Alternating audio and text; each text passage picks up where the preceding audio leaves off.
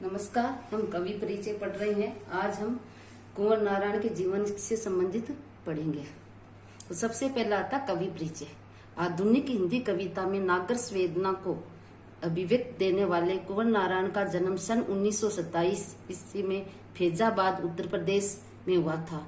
कुंवर जी ने अपनी इंटर तक की शिक्षा विज्ञान वर्ग के अभ्यर्थी के रूप में प्राप्त की थी, किंतु साहित्य में रुचि होने के कारण वे आगे साहित्य के विद्यार्थी बन गए थे। उन्होंने लखनऊ विश्वविद्यालय से 1951 में अंग्रेजी साहित्य में एमए किया। 1973 से 1979 तक वे संगीत नाटक अकादमी के उप पीठाध्यक्ष भी रहे। कुंवर जी ने 1975 से 1978 तक आज्ञे द्वारा संपादित मासिक पत्रिका में संपादक मंडल के सदस्य के रूप में भी कार्य किया था। यायावर प्रवृत्ति के कारण इन्होंने पोलैंड, रूस, चीन आदि देशों की यात्रा कर अनेक अनुभव भी प्राप्त किए थे। उनकी प्रमुख रचनाएं कौन कौन सी है?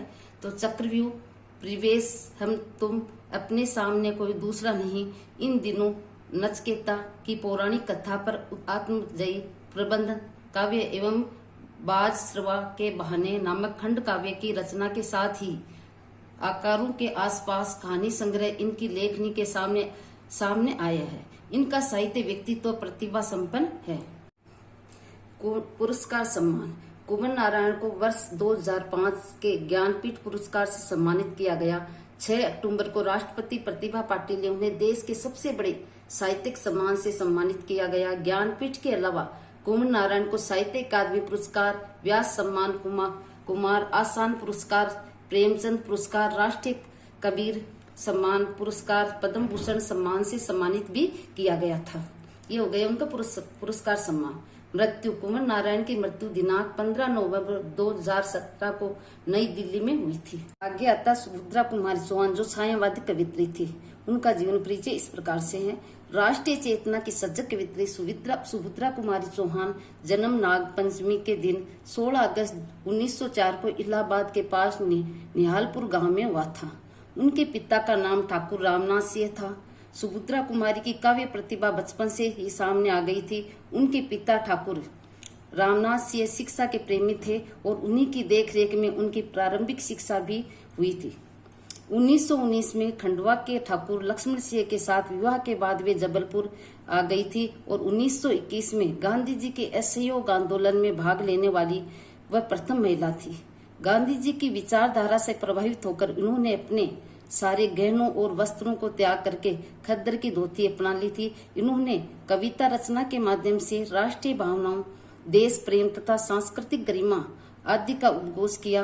वे साहित्य रचना तथा राजनीतिक क्षेत्र में समान रूप से सफल भी रही थी। सुभद्रा कुमारी चौहान की जीवनी इनकी पुत्री सुधा चौहान ने मिला तेज से तेज नामक पुस्तक में लिखी थी।